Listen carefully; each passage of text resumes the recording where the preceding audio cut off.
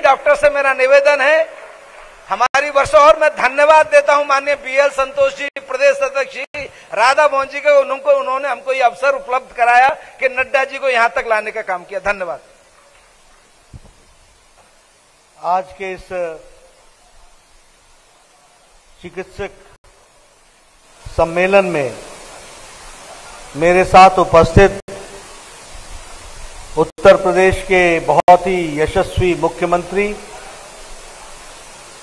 सम्माननीय योगी आदित्यनाथ जी, हमारे प्रदेश के कर्मशील और संवेदनशील अध्यक्ष श्री स्वतंत्र देव जी, हमारे राष्ट्रीय संगठन महामंत्री श्री बीएल संतोष जी, हमारे उत्तर प्रदेश के प्रभारी और पूर्व में केंद्रीय मंत्री रहे राधा मोहन जी, आज के कार्यक्रम के अध्यक्ष और हम सब के बहुत ही सम्माननीय डॉक्टर एमसी गुप्ता जी, हमारे कर्मवीर सिंह जी, सह संगठन मंत्री संजीव चौरसिया जी, अश्विनी त्यागी जी, डॉक्टर अनिल जैन जी, राजकुमार चाहर जी और हमारे ब्रज क्षेत्र के अध्यक्ष रजनीकांत महेश्वरी जी, सम्मानित मंच और यहां अपने इस सभागार में उपस्थित बड़ी संख्या में हमारे सभी चिकित्सक डॉक्टर बंधु, हमारे फ्रंटलाइन वर्कर्स, हेल्थ वर्कर्स और हमारे सभी सम्मानित आदरणीय सज्जन वृंद, मीडिया के मेरे साथी, प्रेस मीडिया, प्रिंट मीडिया और इलेक्ट्रॉनिक मीडिया के मेरे साथीगण, मुझे वैसे तो आगरा राजनीतिक कारणों से कई बार आने का सौभाग्य मिला है। आगरा वैसे कई लोग कई कारणों से भी आते हैं, इसलिए मैंने कहा मैं राजनीतिक कारणों से कई बार आने का सौभाग्य मिला है। लेकिन मुझे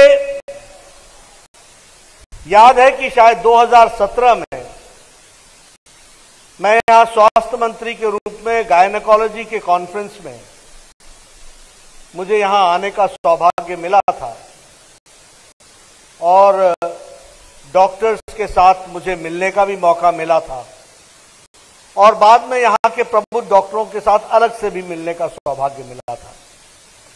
आज मैं गुप्ता जी का धन्यवादी हूं कि उन्होंने मुझे फिर से ये मौका दिया और उन्होंने फिर से आप सब लोगों के साथ मुझे मिलने का सौभाग्य दिया और मुझे स्वास्थ्य मंत्रित्व काल को याद करने का भी मौका दिया। इसके लिए मैं आयोजकों का विशेष रूप से धन्यवाद देता हूं।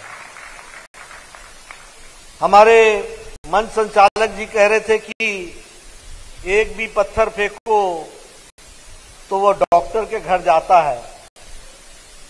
मैं उनसे कहूंगा कि थोड़ा शब्दावली हम बदलें, एक भी फूल फेंको तो वो डॉक्टर के घर जाता है। मैं डॉक्टरों के घर से आता हूं, मेरे यहां सभी डॉक्टर हैं, एक अकेला मैं ही हूं मिस्टर, बाकी सब डॉक्टर। तो मुझे मालूम है कि डॉक्टर की व्यथा क्या होती है। आज मेरी नाइट है, आज मेरी डे और नाइट है, आज मेरे को फ्री करने वाले को क्या बोलते हैं, जो रिलीवर, मेरा रिलीवर नहीं आया है, तो मुझे नाइट के बाद फिर नाइट में जाना है। और किसी फंक्शन में चले जाओ तो आधे डॉक्टर फंक्शन से बाहर निकल करके बोलते रहते हैं, फ्लूइड दे दो उसको, थोड़ा ये भी दे दो, मैं आता हूं जरा डिनर के बाद। ये मैं इसलिए सुना रहा हूं कि डॉक्टर कभी भी कॉकपिट से बाहर नहीं निकल पाता। He is always in the cockpit. घर में भी है तो क्या है, ब्लड प्रेशर कितना है, रात को बिगड़ गई तबीयत, अभी चलो। और मैं इसलिए जानता हूं क्योंकि घर के डॉक्टरों को हॉस्पिटल तक ले जाना और ले आने का काम बचपन में मेरा ही था, इसलिए मैं ज्यादा जानता हूं। मित्रों, आप सब लोग बधाई के भी पात्र हैं, शाबाशी के भी पात्र हैं। आप लोगों ने मानवता की जो सेवा की है उसको कोई सर्टिफिकेट नहीं दे सकता, उसकी कोई शाबाशी नहीं दे सकता। मन का संतोष ही सबसे बड़ी शाबाशी होगी, क्योंकि जिस तरीके से आप काम में जुटते हैं इसका एहसास बहुत कम लोग कर सकते हैं। आपको खुद ही एहसास करके मन को खुशी लेनी पड़ेगी, यह मैं जरूर कहना चाहता हूं।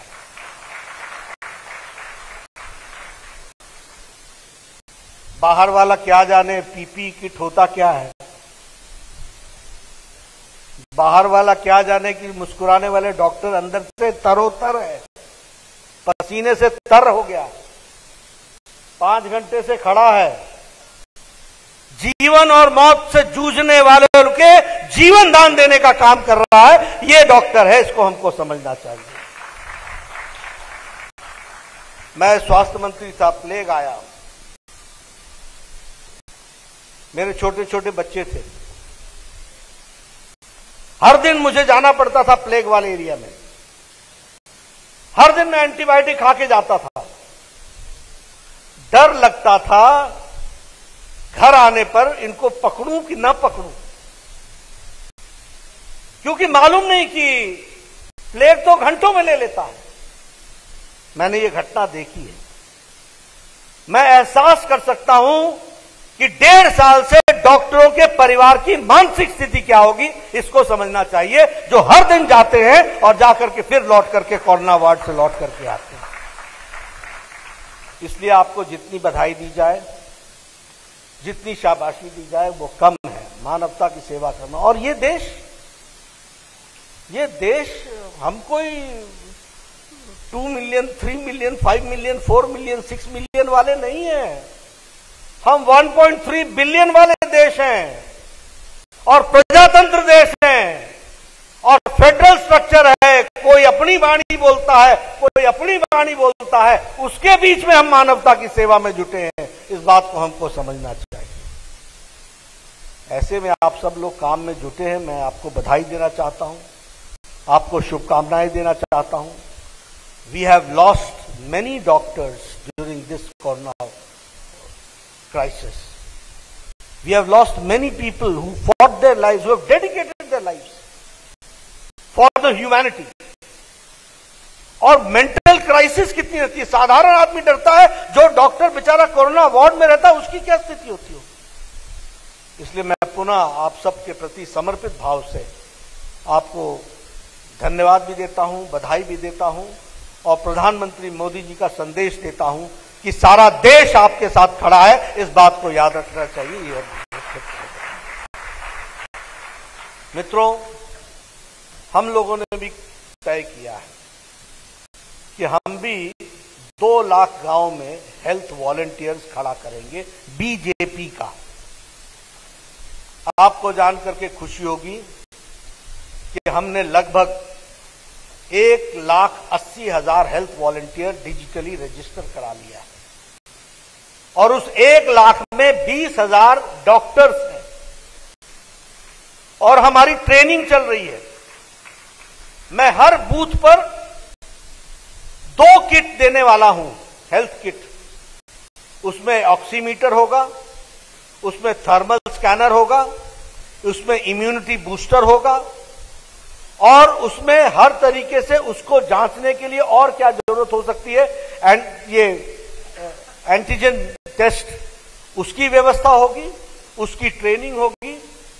और इस अगस्त महीने तक मैं 4 लाख वॉलंटियर्स को भारतीय जनता पार्टी 2 लाख गांव के लिए तैयार करेगी, ताकि कभी अगर कोई 3rd वेव आए तो बीजेपी को संतोष होना चाहिए कि हमारे 4 लाख वॉलंटियर्स समय पर हेल्थ वर्कर के, फ्रंटलाइन वर्कर के रूप में खड़े होकर अपने बूथ को, अपने गांव को बूस्टर दे रहे हैं, थर्मल स्कैनर लगा रहे हैं, ऑक्सीमीटर लगा रहे हैं, उनको हेल्थ के स्थान तक पहुंचा रहे हैं। इस बात की कोशिश करने का काम हम लोगों ने करने का तय किया है। ये मैं आपसे चर्चा करना चाहता हूं। मित्रों, हम सब लोग राजनीति में हैं। मैं चाहूंगा कि पत्रकार भाइयों का मेरे को साथ मिले। मैं इसलिए कहना चाहता हूं कि राजनीति में काम करते करते समाज में इतनी उदासीनता आ जाती है कि लोग सोचते हैं कोई आए हमें क्या फर्क पड़ता है। मित्रों, अच्छे लोगों के आने का और बुरे लोगों के जाने का बड़ा फर्क पड़ता है, बहुत फर्क पड़ता है। मैं आज सिर्फ स्वास्थ्य के बारे में बातचीत करूंगा। यही स्वास्थ्य व्यवस्था यहां थी, यही स्वास्थ्य का काम था। आपको जान करके याद होगा 2017 में लगभग 50 लाख लोगों के बीच में हम लोगों ने हेल्थ पॉलिसी को डिस्कस किया था। लगभग 50,000 से सजेशंस आए थे। उन सारे सजेशंस को समावेश करने के बाद 15 साल के गैप के बाद एक हेल्थ पॉलिसी बनाई गई थी, जिसको हम कहते हैं नेशनल हेल्थ पॉलिसी ऑफ 2017। और इस हेल्थ पॉलिसी में क्या किया गया था? पहली बार यह तय किया गया, इससे पहले हेल्थ पॉलिसी क्या थी? बीमार को ठीक करो। हम लोगों ने पॉलिसी बदल दी, कॉम्प्रिहेंसिव हेल्थ पॉलिसी बना दी। क्या थी कॉम्प्रिहेंसिव हेल्थ पॉलिसी? कि पहली कोशिश तो यह करो कि स्वस्थ आदमी बीमार ही ना पड़े, और बीमारी को ठीक करने के पहले बीमार के मन को ठीक करो और उसको तैयार करो। इस बात को हम लोगों ने कहा, और इसीलिए प्रिवेंटिव, प्रोमोटिव और क्यूरेटिव हेल्थ केयर का काम शुरू हुआ। जब हम प्रिवेंटिव बोलते हैं तो प्रिवेंटिव में हम लोगों ने तय किया कि इस देश में 1.5 लाख सब सेंटर हैं, हेल्थ के सब सेंटर 1.5 लाख। उस 1.5 लाख हेल्थ सेंटर को 7 साल के अंदर, 8 साल के अंदर हम हेल्थ एंड वेलनेस सेंटर में बदल डालेंगे। और हेल्थ एंड वेलनेस सेंटर का मतलब क्या होगा? कि हर आदमी का हेल्थ एंड वेलनेस सेंटर में हेल्थ प्रोफाइल बनेगा। 45 साल की उम्र से बड़ा व्यक्ति का blood pressure, blood sugar, diabetes देखी जाएगी, डेंटल केयर देखा जाएगा, मेंटल केयर देखा जाएगा, उसके LFT देखी जाएगी, KFT देखी जाएगी, किडनी फंक्शन टेस्ट देखा जाएगा, लिवर फंक्शन टेस्ट देखा जाएगा। और जिस किसी में भी 45 साल के बाद दिक्कत दिखेगी, उसको हम रेफरल भेजेंगे रेफरल हॉस्पिटल में, ताकि stitch in time save nine, समय पर उसका इलाज हो सके। इस बात को करने का हम लोगों ने तय किया। आज मुझे संतोष होता है और खुशी होती है कि आज 80,000 गांवों में सब सेंटर पर हेल्थ एंड वेलनेस सेंटर का काम शुरू हो गया है, और 2022-23 तक हम 1.5 लाख सब सेंटर तक पहुंच जाएंगे। इस बात के लिए 2022 तक हम हेल्थ सेंटर तक पहुंच जाएंगे। इस बात को हम लोगों ने कोशिश की है। यहां मैं आयुष के डॉक्टर्स भी देख रहा हूं, आयुर्वेदिक डॉक्टर्स भी देख रहा हूं, होम्योपैथी डॉक्टर्स भी देख रहा हूं। मित्रों, ये जो झगड़ा खड़ा किया, इस हेल्थ पॉलिसी ने ये झगड़ा समाप्त किया। और झगड़ा क्या है? All pathies are for the humanity. सबका अपना रोल है, और इसलिए हम लोगों ने all India institute of medical sciences में एक आयुष ब्लॉक खड़ा किया है, और आयुष ब्लॉक के साथ centre for integrated medicine all India institute of medical sciences new Delhi में खड़ा किया गया है। उसका कारण है हम जहां हमारी जरूरत है वहां कोई और नहीं होगा, लेकिन जहां किसी और की जरूरत है वहां हम भी नहीं चल पाएंगे। हम लोगों को अलग अलग नहीं चलना है, साइलोज में नहीं चलना है, हमको एक साथ मिलकर चलना है। इस बात को हमको समझना चाहिए। अभी देखिए रिसर्च चल रही है,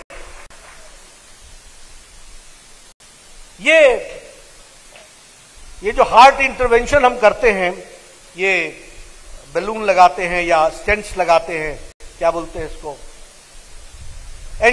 angioplasty. There is no alternative to angioplasty, there is no alternative to bypass surgery, but at the same time yogic exercise is there to keep your heart healthy.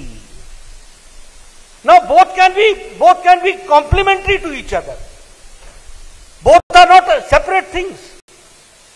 आप भी कहते हैं कि भाई एक एक्टिव हार्ट अटैक से बचाने में सहयोगी होता है।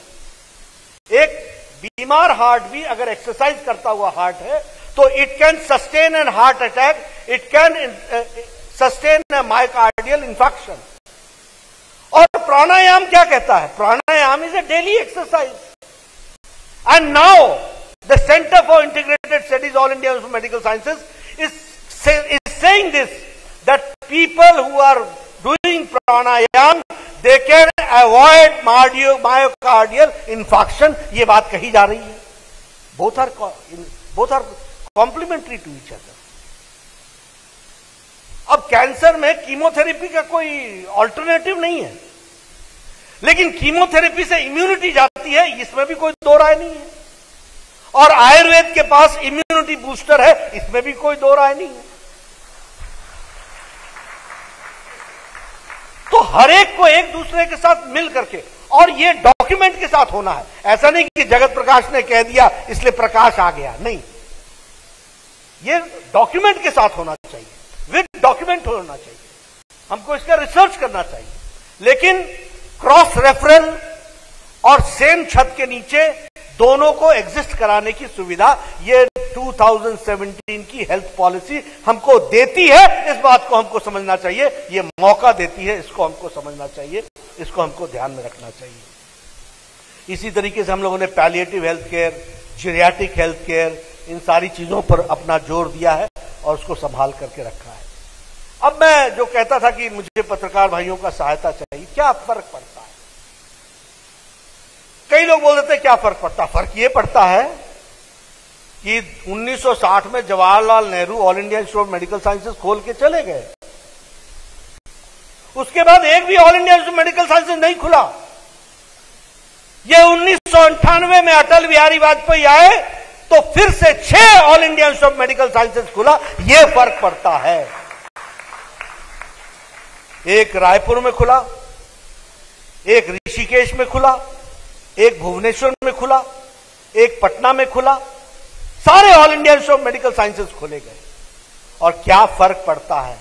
फर्क यह पड़ता है कि फिर जब यूपीए की सरकार आई तो फिर से बैन लग गया, वहीं पर चिप्पी लग गई।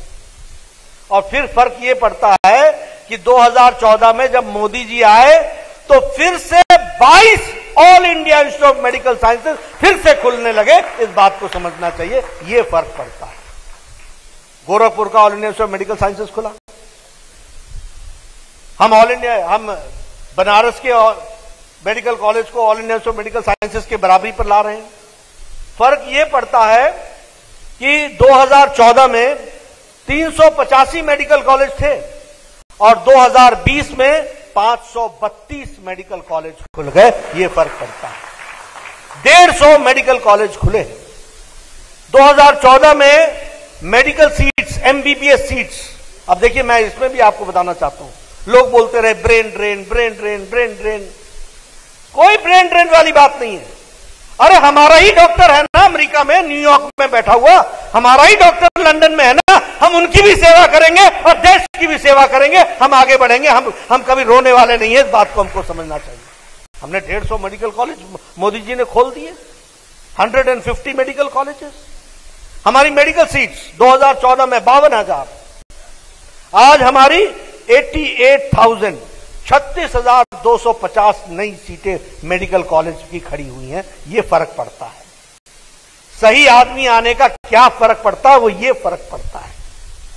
उसी तरीके से हमारे ये जो पोस्ट ग्रेजुएट सीट्स हैं, उसमें लगभग 30,000 सीटें पोस्ट ग्रेजुएट सीट्स में इंक्रीज हुआ है। यह भी हमको समझना चाहिए, इसको भी हमको ध्यान में रखना चाहिए कि किस तरीके से इसको भी आगे बढ़ाया गया है। आप सब लोग हेल्थ से बड़े जुड़े हुए हैं। हमारे यहां एक शब्द है यूनिवर्सल हेल्थ कवरेज। ये एक फैशन शब्द बन गया है, यूनिवर्सल हेल्थ कवरेज। दुनिया के किसी प्लेटफॉर्म में जाओ, किसी कंट्री में जाओ, किसी देश में जाओ, oh what are you doing about the universal health coverage, UHC. America का, इंग्लैंड का, यूरोप का, सबका एजेंडा यूएचसी है। और प्रधानमंत्री मोदी जी ने 2018-19 में प्रधानमंत्री जन आरोग्य योजना, प्रधानमंत्री जन आरोग्य योजना, आयुष्मान भारत, 10 करोड़ 74 लाख परिवार यानी 50 करोड़ लोग। और ये 50 करोड़ लोग कौन है? रिक्शा वाला, ठेला वाला, रेड़ी वाला, फेड़ी वाला, बाल काटने वाला, रैग पिकर, मेड सर्वेंट, ऐसे लिफ्ट मैन, ऑटो रिक्शा चलाने वाला, ऐसे गरीब लोगों को, 50 करोड़ लोगों को 5 लाख रुपए का हेल्थ कवर सालाना देने का काम आयुष्मान भारत के तहत दिया।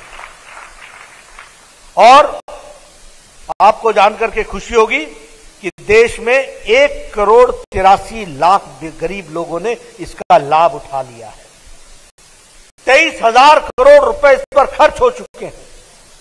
और इस तरीके से आयुष्मान भारत के तहत गरीब लोगों का इलाज 5 लाख रुपए के हेल्थ कवर से हुआ है। और उसी तरीके से अगर हम देखें एम्स के दृष्टि से, तो आज रायबरेली में 823 करोड़ रुपए खर्च होकर के 610 बेडेड का हॉस्पिटल तैयार हो रहा है।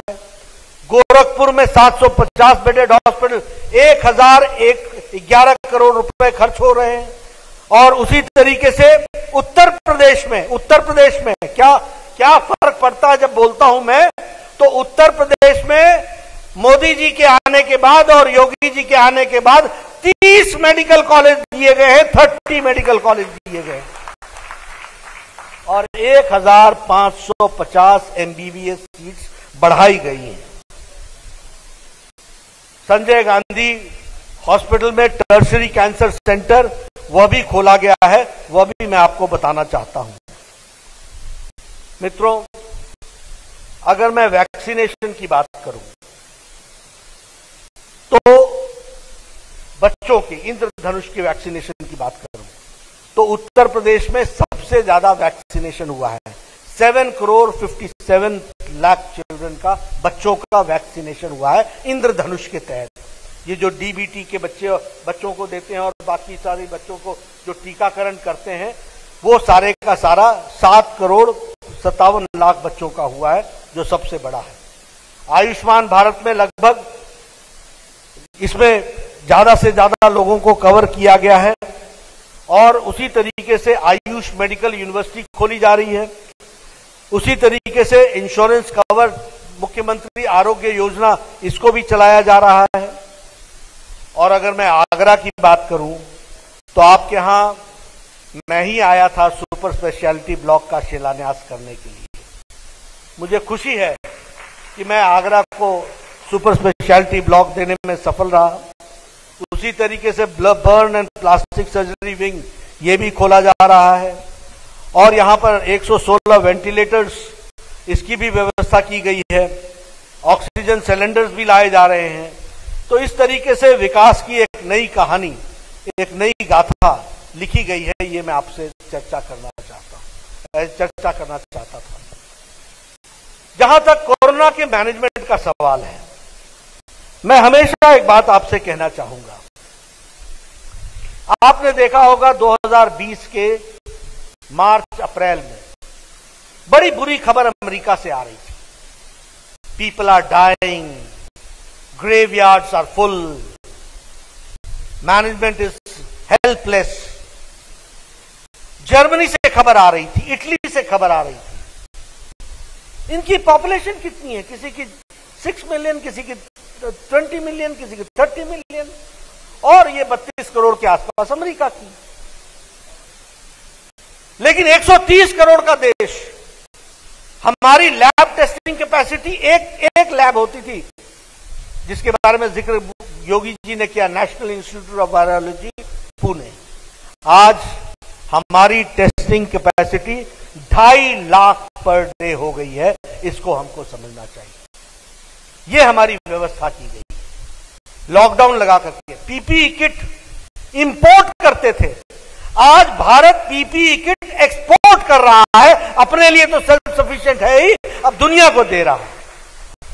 उसी तरीके से हमारे आइसोलेशन बेड्स, हमारे पास उस समय सीमित आइसोलेशन बेड्स थे, आज 14 लाख आइसोलेशन बेड्स हैं। हमारे पास आईसीयू बेड्स लगभग 85,000 के आसपास आईसीयू बेड्स हैं। इस तरीके से कोविड का मैनेजमेंट किया गया है। आप लोगों ने उत्तर प्रदेश में टेस्टिंग का रिकॉर्ड बनाया है। 5,70,00,000 सैंपल्स आपने टेस्ट किए। उत्तर प्रदेश ने अपने आप में रिकॉर्ड बनाया है। आपके पास लगभग 1260 टेस्टिंग फैसिलिटीज है। आपके पास लगभग 5,900 अप्रोक्सीमेटली 6,000 आपके पास आईसीयू बेड्स है, और आपकी रिकवरी रेट 97% है। इस बात को समझना चाहिए। मैं इसके लिए योगी जी को और आप डॉक्टर्स को बधाई देना चाहता हूं जिन्होंने इस काम को किया।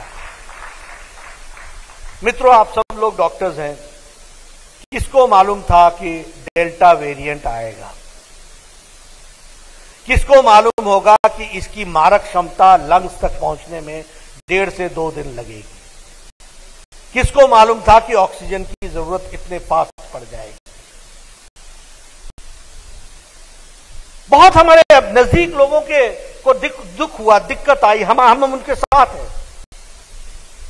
लेकिन इसमें भी कोई दो राय नहीं है कि प्रधानमंत्री मोदी जी ने 1 सप्ताह के अंदर इस देश में ऑक्सीजन से सेल्फ सफिशिएंट बना दिया। इस बात को भी हमको समझना चाहिए।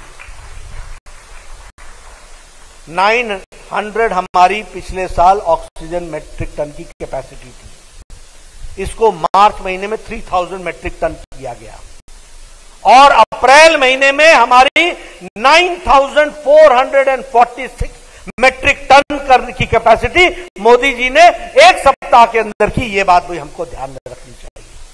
और जल से, थल से और वायु से, तीनों से गंतव्य स्थानों पर ऑक्सीजन पहुंचाने की कोशिश की गई। लगभग 1 सप्ताह से 10 दिन के अंदर वायु सेना ने 1400 उड़ानें भरी, 1400 उड़ान टैंकर्स को पहुंचाने के लिए। ऑक्सीजन एक्सप्रेस चलाई गई। ऑक्सीजन एक्सप्रेस के साथ साथ ट्रेन चलाई गई, और ताकि गंतव्य स्थान पर ऑक्सीजन पहुंच सके। और आज मुझे खुशी है कि हमारे जो टैंकर्स थे, जो हमारे ऑक्सीजन सिलेंडर्स थे, वो 4 लाख से बढ़कर के वह 11 लाख यूनिट तक पहुंचा। उसी तरीके से टैंकर्स की व्यवस्था की गई। मित्रों, अभी योगी जी चर्चा कर रहे थे वैक्सीनेशन की। मैं तो लंबे समय से स्वास्थ्य मंत्री हूं। ट्यूबरकुलोसिस जब सारी दुनिया में समाप्त हो जाता था ना, तो भारत को कोई न कोई यूएनएड और यूएसएड के तहत टीका लगाने के लिए और दवाई लगाने के लिए और टीबी की दवा पहुंचती थी। Chicken pox, small pox, pulse polio, ये भारत में कब खत्म होने का संकल्प लिया गया? जब दुनिया से समाप्त हो गया, तब इसके बारे में व्यवस्था की गई। लेकिन क्या ये सच्चाई नहीं है कि 21वीं शताब्दी का प्रधानमंत्री नरेंद्र मोदी जी ये पहले प्रधानमंत्री हैं जिसने कहा कोरोना के साथ लड़ेंगे और अपना वैक्सीनेशन बनाएंगे और लोगों को इससे निजात दिलाएंगे। इस बात का संकल्प लिया।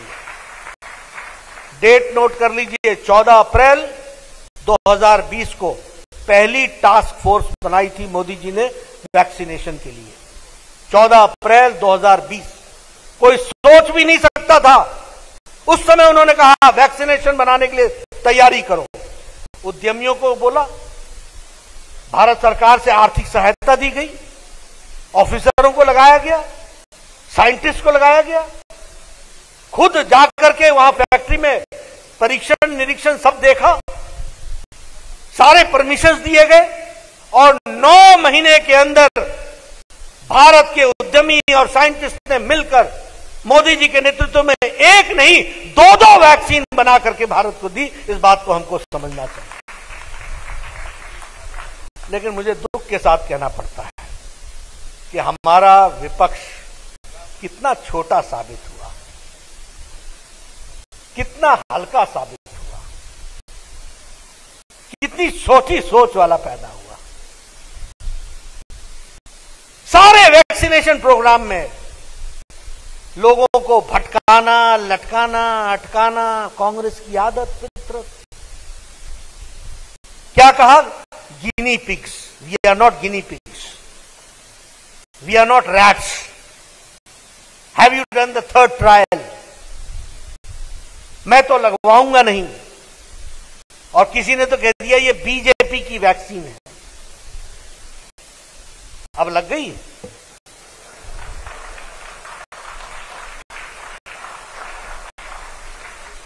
ऐसी छोटी सोच वाले बड़े प्रदेशों को कहां चला पाएंगे? क्या सोच है इनकी? BJP vaccine. मित्रों, कितना नुकसान इन्होंने किया।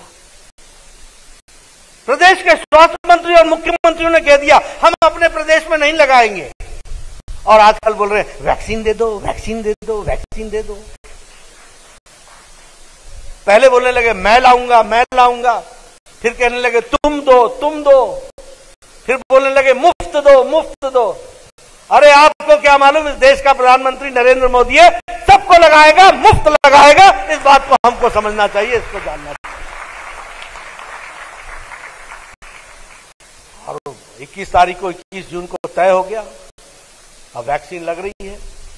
पहले 2 कंपनियों को ऑर्डर था, फिर 16 कंपनियों को ऑर्डर दिया गया है, और दिसंबर तक 19 कंपनियों को ऑर्डर दे दिया जाएगा। अगले अगस्त महीने में संतोष जी मेरे आंकड़ों को ठीक करेंगे, लेकिन लगभग 20 करोड़ पर मंथ हम डोजेज बनाने लग जाएंगे, और दिसंबर महीने तक 135 करोड़ डोजेज बना लेंगे। और आपको जानकर के भी खुशी होगी कि कल ही परसों 50 करोड़ डोज लग चुका है। इस बात का हमको खुशी होनी चाहिए। संतोष, ये वैक्सीनेशन देश का लार्जेस्ट और फास्टेस्ट है।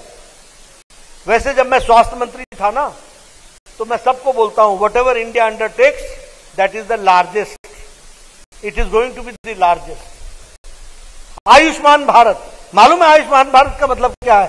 सारा अमेरिका की जनसंख्या ले लो, सारी कनाडा की जनसंख्या ले लो, और सारी मेक्सिको की जनसंख्या ले लो, और इस सबको जोड़ लो तो भारत का आयुष्मान भारत बनता है।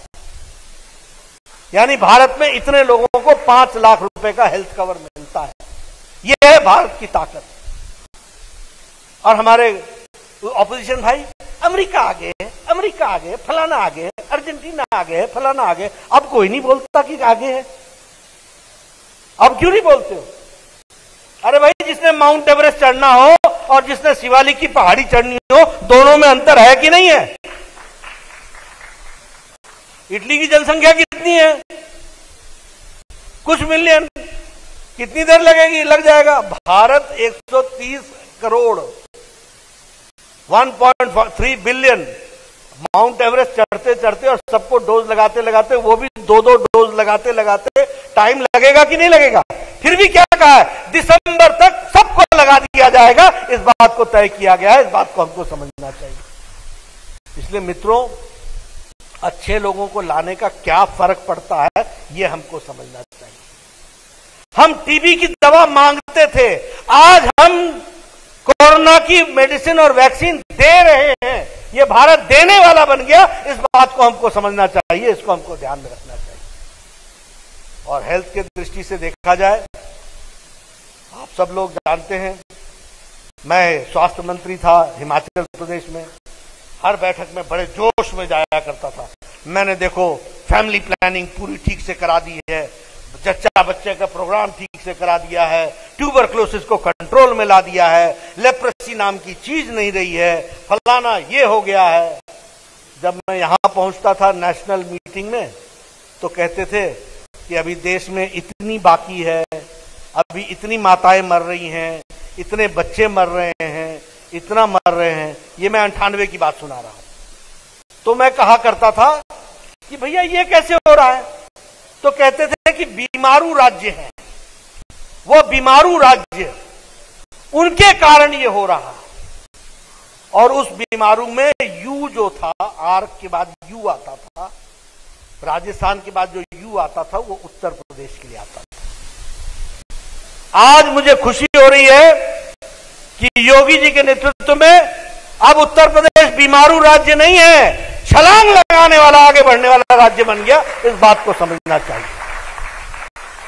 इन्फेंट मॉर्टेलिटी रेट में अपने अच्छे रिजल्ट्स के साथ खड़ा है, मैटरनल मॉर्टेलिटी रेशियो में अच्छे रिजल्ट्स के साथ खड़ा है, टीएफआर में बहुत अच्छे रिजल्ट्स के साथ खड़ा है, वैक्सीनेशन में बहुत अच्छे रिजल्ट्स के साथ खड़ा है, एन्सेफ्लाइटिस यहां पर 85% रिडक्शन हुआ है और डेथ्स में 95% रिडक्शन हुआ है। इस बात को समझना चाहिए जापानीज एन्सेफ्लाइटिस में। हम और योगी जी उस समय सांसद थे और मैं स्वास्थ्य मंत्री था। हम कितना लड़ते थे जापानीज एन्सेफ्लाइटिस के लिए। आज 85% के अकरेंस में कमी हुई है और डेथ्स में 95% कमी हुई है। ये है उत्तर प्रदेश। अब ये बीमारू नहीं है, ये स्वस्थ उत्तर प्रदेश है, इसको समझना चाहिए। हाँ, ये दीगर बात है कि कई नेताओं का स्वास्थ्य बिगड़ा है, लेकिन उत्तर प्रदेश का स्वास्थ्य आगे बढ़ा है, इस बात को हमको समझना चाहिए। मित्रों, हम सब लोग एक अच्छे विचार को लेकर के प्रदेश की सेवा में जुटे हैं। आज हम मेडिकल कॉलेजेस बना रहे हैं, सीट्स बढ़ा रहे हैं, लोगों को आगे बढ़ाने का प्रयास कर रहे हैं, कैंसर सेंटर खोल रहे हैं, टर्शरी केयर सेंटर खोल रहे हैं, हर तरीके से वैक्सीनेशन के प्रोग्राम को आगे बढ़ा रहे हैं। अभी ये कोरोना आया, अब देखिए बड़ी इंटरेस्टिंग बात है। जब 100 साल पहले महामारी आई थी तो भारत में बीमारी से ज्यादा लोग भूखमरी से मर गए थे। More casualties were because of starvation done because of the disease।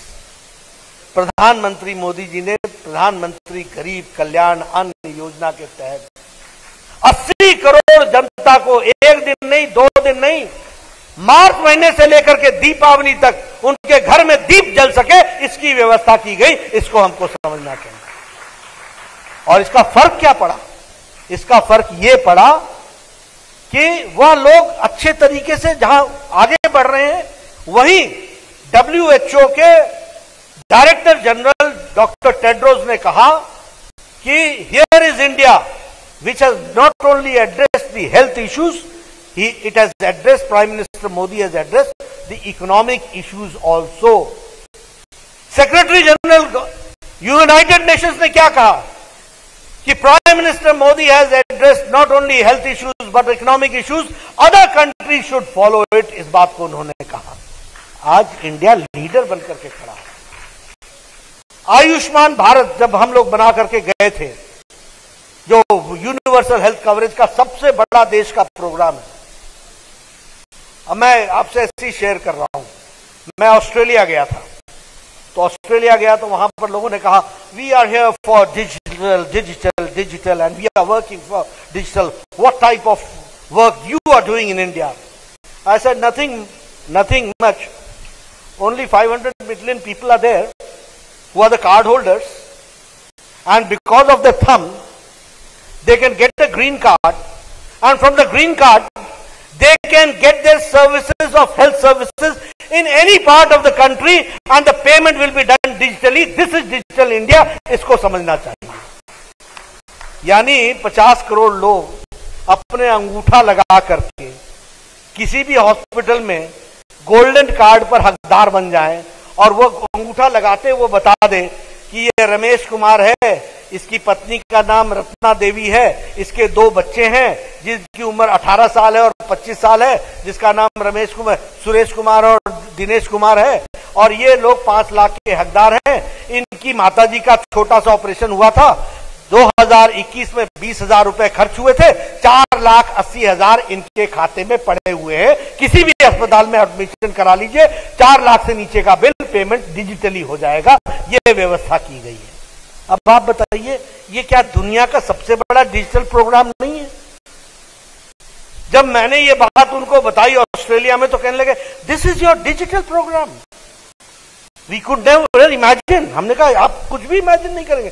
Bharat के लोग बड़े बड़े काम करने वाले लोग हैं, पहचानने की ताकत आपको चाहिए। हम जो काम करते हैं वो दुनिया का सबसे बड़ा कार्यक्रम बन जाता है, इस बात को हमको समझना चाहिए।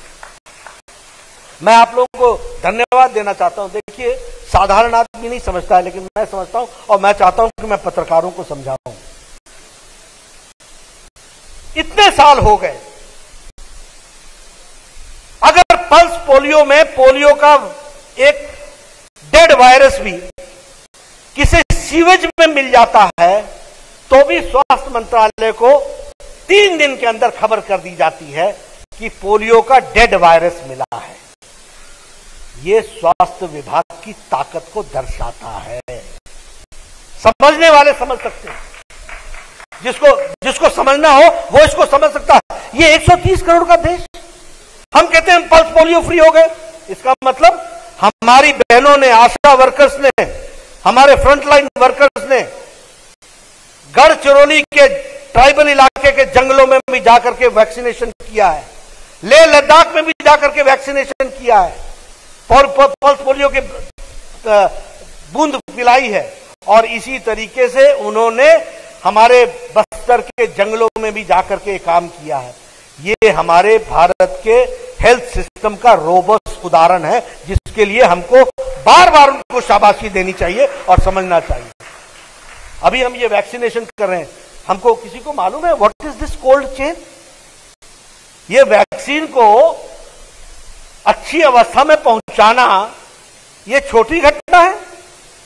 ये 12-12 इंजेक्शन 3-3 साल के बच्चे को लगवाना, और वो उसमें से एक भी इंजेक्शन खराब ना होना, और खराब होना तो उसका रंग बदल जाना, ये छोटी घटना है। और हम डिप्थेरिया के इंजेक्शन हम कितने लगाते हैं? अभी ये जो हमारा प्रोग्राम होता है, एक छोटा सा प्रोग्राम, डीवर्मिंग का प्रोग्राम, कितना प्रोग्राम है? 40 करोड़ बच्चों को 3 दिन के अंदर डीवर्मिंग करते हैं। अब 40 करोड़ को सुनेगा तो ऐसे ही माथा चकरा जाएगा, लेकिन ये 40 करोड़ लोगों तक पहुंचाते हैं। ये हमारे स्वास्थ्य विभाग की ताकत है, जिसको हमको समझना चाहिए। इसलिए मित्रों, हम जितना आपके बारे में कहें वो कम है। स्वास्थ्य के दृष्टि से भारत ने जितना काम किया है, और फिर मैं बोलता हूं क्या फर्क पड़ता है? फर्क ये पड़ता है जब नेता समझता है कि हमारे लोग कितना काम कर रहे हैं, तो फर्क पड़ जाता है। इस बात को हमको समझना चाहिए। और जब कोई नृप भयो हमें क्या हानि, तो वह मतलब कोई नृप का मतलब होता है कोई राजा भय हमको क्या हानि, तो वह समाज बहुत दिन तक चलता नहीं। इसलिए मैं आपसे निवेदन करना चाहूंगा, हमारा जागृत समाज है, जागे हुए नेताओं को जो समाज की सेवा कर रहे हैं उनको शाबाशी दो, उनको काम दो, और जो लोग इंजेक्शन से डर रहे हो कि इसमें भी राजनीति है, इनको घर बैठ के आराम दो। यही तरीका है, इसको हमको समझना चाहिए, ये आपको करना चाहिए। मैंने आपसे इशारे में बहुत सी बातें की हैं, और डॉक्टर तो ऐसा होता है जो मरीज की मुस्कान से समझ लेता है कि जबरदस्ती में हंस रहा है या सच में इसको हंसने की इच्छा हो रही है। तो आपको, और आपका तो मैं मंत्री रहा हूं, तो मैं भी थोड़ा बहुत समझ ही लेता हूं। तो इसलिए आपको बहुत बहुत धन्यवाद, आपने मेरी बात सुनी, बहुत बहुत धन्यवाद। बोलो भारत माता